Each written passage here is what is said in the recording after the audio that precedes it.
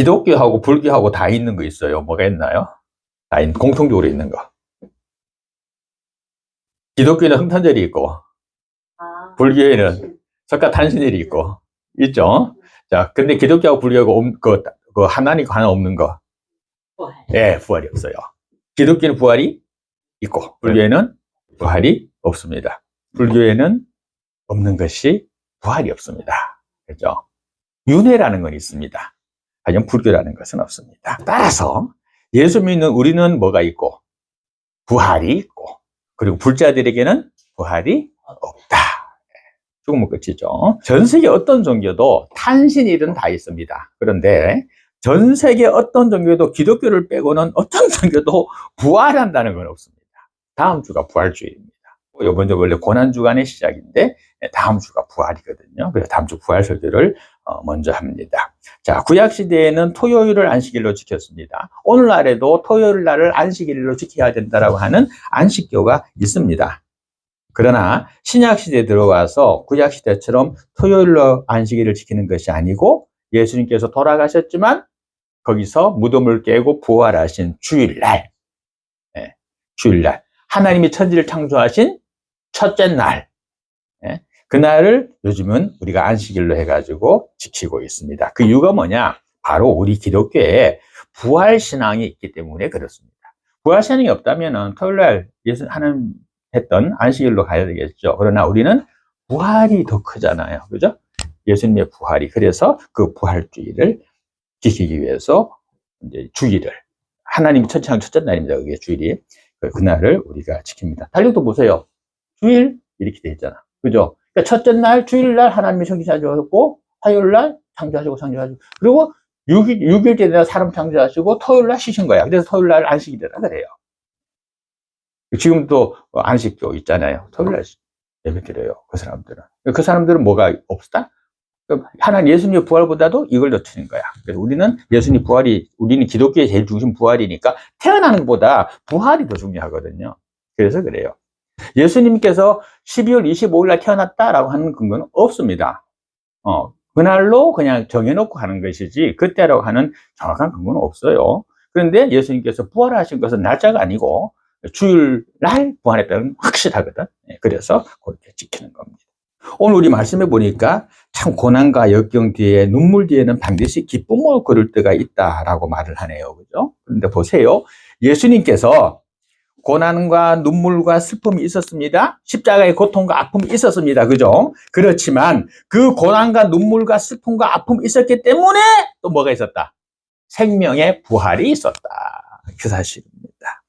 자, 예수님의 그 구원과 부활이 나는 은혜를 입기 위해서는 뭐가 있어야 됩니까? 먼저 아픔과 슬픔과 눈물과 고통이 뭐가 돼서 씨앗이 돼가지고 심겨지는 것이 있어야만 그 다음 싹트고 자라서 열매가 맺을 때 그 부활이라고 하는 열매가 맺어진다라는 사실입니다. 그래서 기독교는 부활의 종교입니다. 맨날 아이고 자꾸 이게 이런 종교가 아니고 기독교는 부활의 종교입니다. 기쁨의 종교입니다. 기독교는. 기독교는 사망이 슬픔이 아닙니다. 사랑하는 사람을 떠나보내기 때문에 슬플 수 있습니다. 그러나 그를 떠나보냈다는 것보다는 그를 먼저 하나님께로 보내드린 것입니다. 나도 갈 것입니다. 그 뒤를 따라서. 그렇죠. 우리가 젊었을 때는 나이 안 먹는 줄 알았습니다. 어느 순간에 이제 70을 바라보는 나이가 됐습니다. 그러니까요. 참 세월이 빠릅니다. 자, 불교는요, 창시자가 석가모니입니다. 이 사람이 인도에서 태어났습니다. 인도 중부에 있는 카빌라국이라는 곳에서 태어났는데, 그때 태어날 때 정반이라고 하는 왕하고 마야라고 하는 왕후 사이에 왕자로 태어났습니다. 그때가 언제냐? 주전, 그러니까 BC 623년 4월 8일 날 음력으로 태자의 몸으로 태어났습니다. 그래서 왕자로서 교육을 받았지요. 그런데 7일 만에, 태어나고 7일 만에 엄마인 마야 부인이 죽어요. 그래서 이모 손에 자랍니다. 자라가지고 17살 됐을 때에 그 이웃에 있는 성가왕의 딸 야소다라라고 하는 여자를 이제 맞이해서 결혼합니다. 그리고 19살에 아들 나후라르라고 하고 이름 지었는데 19살 때 아들을 낳습니다. 그리고 난 다음에 10년이 지나서 29세가 됐을 때 자기 부인은 야소야다를 불러놓고 말합니다. 당신과 나의 인연은 이제 끝났다라고 이혼을 선포합니다. 그리고 자기 부인을 비군으로 만들게 하고 자기 자신도 집을 떠나가지고 있다가 35세 때 6년 걸렸죠. 35세 때 깨달음을 얻어가지고 부처가 되었다 이렇게 기록되었습니다. 그리고 그가 그때부터 45년 동안 중생들을 교화하다가 예수님 태어나기 544년 전에 80세의 나이로 죽습니다. 그렇게 죽습니다. 자, 그런데 이 석가모니가 80세의 나이에 죽었지만 어디에도 인간의 죄를 대속하기 위해서 죽었다라는 건 없습니다. 없고 그냥 자기 거 만들어 갔죠. 그러니까 지금 나는 우리 스님들이 교회를 결혼을 안 하는 걸 이해를 못 하겠어. 왜냐면 창시자 석가모니도 결혼했잖아요. 결혼을 했잖아요. 그죠? 근데 결혼을 했죠. 해가지고 아들까지 낳았죠. 그죠? 자, 이것에 반해서 예수님 한번 볼까요? 예수님이 됐느냐? 예수님은, 자, 잉태가. 석가모니는 뭐야? 아버지, 또, 엄마, 마야 부인의 부부 관계로 태어났죠. 근데 예수님은 어떻게? 예수님은 아니죠. 처녀의 몸을 빌려서 성령으로 잉태가 돼서 임신이 됐습니다. 그리고 그 몸을 통해서 태어났고 그 가정에서 30살이 될 때까지 자랐습니다. 그냥 평범하게 자랐던 것 같아요. 뭐 하는지 몰라. 아버지가 목수니까 요셉이 목수였거든요. 목수 일을 했을 수도 있고 뭘 했는지 모르겠어요. 뭐 어디 딴 데 가서 뭐 공부를 하고 왔는지 어쩐지 모르겠는데 성경을 너무 많이 아는 거 보면 구약을 다 외다시피 하거든요. 예수님이 성경에서 우리 신약에서 보면 그런 거 봐서 어디 가서 성경을 어디 이렇게 교육을 받았는지 모르겠습니다. 그건 잘 몰라요. 그 예수님의 젊은 시절 나타나 있지 않아요. 그런데 어쨌건 30살까지는 자랐어요, 거기서. 그랬는데, 그 후에 30살이 됐을 때, 하나님의 부르심을 받고 3년 동안 하나님의 말씀을 전하다가, 하나님의 아들이라고 말하니까, 저런 놈이 다 있나? 뭐 저런 놈이 다 있나? 우리가 거룩한 하나님의 아들이란다! 이래갖고, 불경죄로 몰려가지고, 그래서 십자가에 달려 돌아가신 거예요, 예수님께서. 그 당시 유대인들로 봤을 때는 말도 안 되는 거지. 사람이 나타나갖고 지가 하나님 아들이라고 그러니까. 요즘에 보도 그렇잖아. 내가 하나님의 아들이라고 물어봐. 우리 이단은 보잖아. 이해도 좀 해줘야 돼요. 자, 그래가지고, 돌아가셨습니다. 십자가 못 박혀서. 돌아가시고 난 다음에 약속대로 3일 만에 다시 부활하셨지요. 그러고 난 다음에 40일 동안 사람들에게 나타나고 부활한 몸을 보여주고 사람은 부활한다. 내가 먼저 부활이고 생명이니 너희도 부활이요 생명이 될 수 있다. 천국은 있다. 이걸 보여주시고 난 다음에 40일 동안 보여줬어요. 그러고 난 다음에 많은 무리들이 보는 앞에서 하늘로 붕 떠서 올라갔어요. 승천했죠. 그래서 그랬죠. 내가 올라가는 이 모습 이대로 내가 너희에게 다시 오리라 그랬거든요. 그래서 그건 아직 안 이루어졌잖아. 예수님 재림인데 그 재림은 아직 이루어지지 않았어요. 그때 내려오시게 되면 천국 백성, 지옥 백성 구분하고 죽은 자도 또 살아있는 몸이 변해서 믿는 자는 올라가고, 그죠? 안 믿는 자들은 죽을 것이고, 죽은 자나 산 자나 죽은 시체가 부활하는 것은 똑같고, 뭐 그렇게 될 것입니다. 한번 볼까요? 우리 고린도전서 15장 한번 보십시다. 고린도전서 15장. 그 11절부터 19절까지 우리 같이 한번 봅시다. 천천히 시작. 그리스도께서 죽은 자 가운데서 다시 살아나셨다 전파되었거늘 너희 중에서 어떤 사람들은 어찌하여 죽은 자 가운데서 부활이 없다 하느냐. 만일 죽은 자의 부활이 없으면 그리스도도 다시 살아나지 못하였으리라.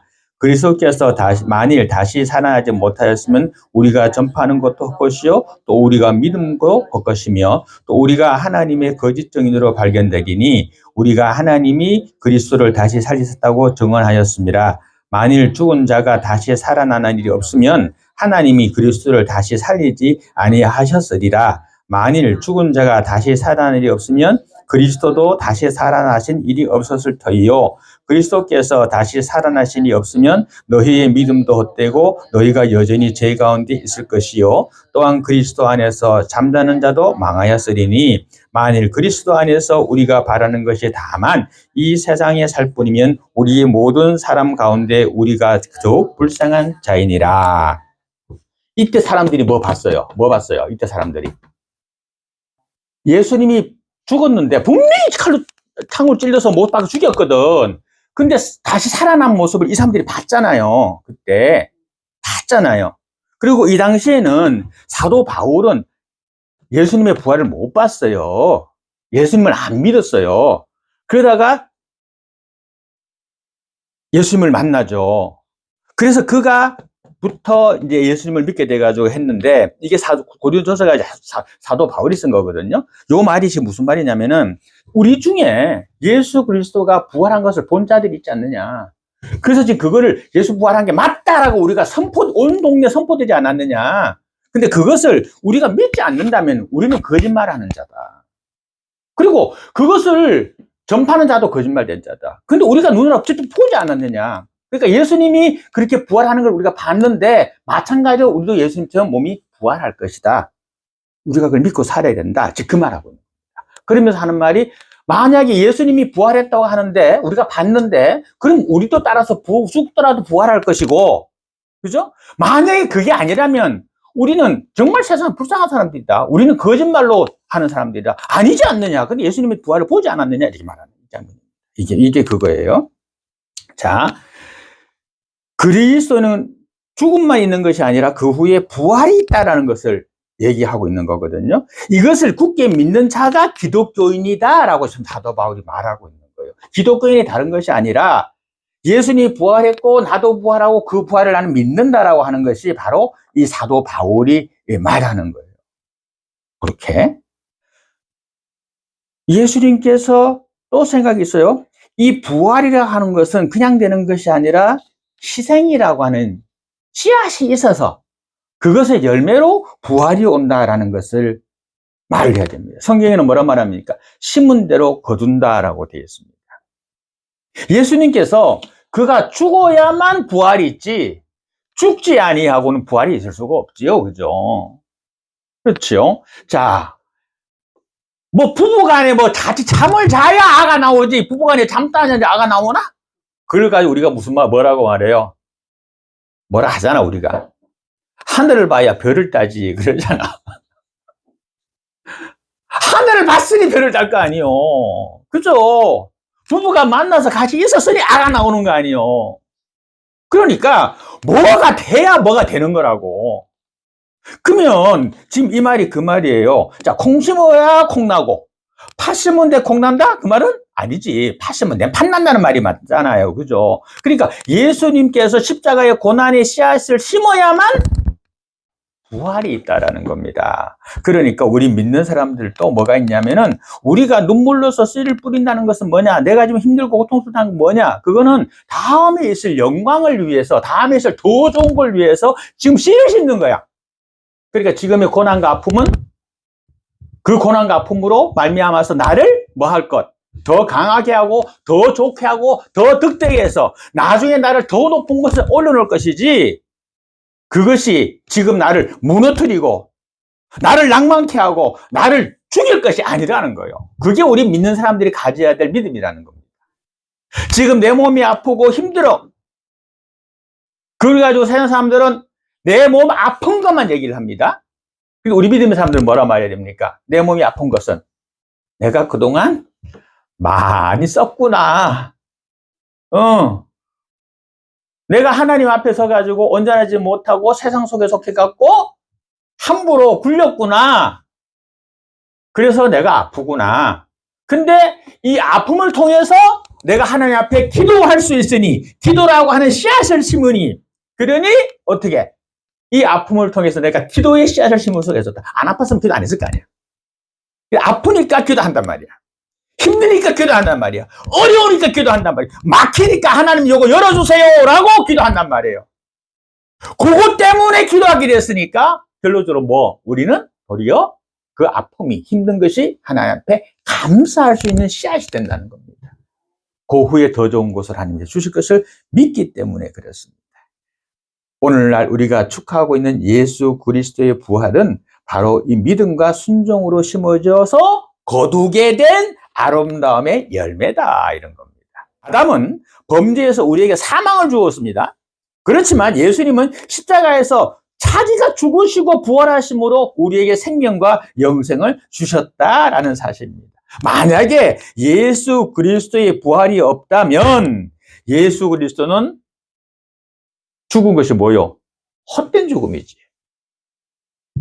그리고 우리는 여전히 죄 가운데 살다가 멸망에 이를 도리밖에 없습니다. 그런데 예수 그리스도께서는 무덤을 깨치시고 다시 사셨습니다.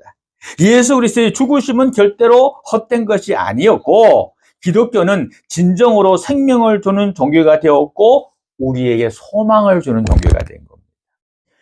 돈 있어도 못 가요 하나님 나라, 힘 있어도 못 가요 하나님 나라. 뭐로 가는 나라? 믿음으로 가는 나라, 하나님 나라. 오직 예수 그리스도를 믿는 믿음을 통해서만 천국에 이를 수가 있고 우리에게 부활이라고 하는 영광이 있을 수가 있다고 하는 겁니다. 예수 그리스도가 죽음의 권세를 깨치고 승리하신 것처럼 십자가의 고난을 견디고 부활하셔서 승리하셨던 것처럼 우리도 예수님을 닮아서 세상의 유혹 악한 것을 이겨내고 승리의 삶을 살면 어떻게? 세상을 즐기기보다는 천국을 바라보면서 살면 그럼 어떻게? 예수님처럼 부활에 동참하게 된다 이겁니다. 예수님의 부활에 동참해서 다음 주 부활주일인데 영원한 천국 복락을 누리시는 우리 사랑교회 성도들 되시기를 주님 이름으로 축원드립니다.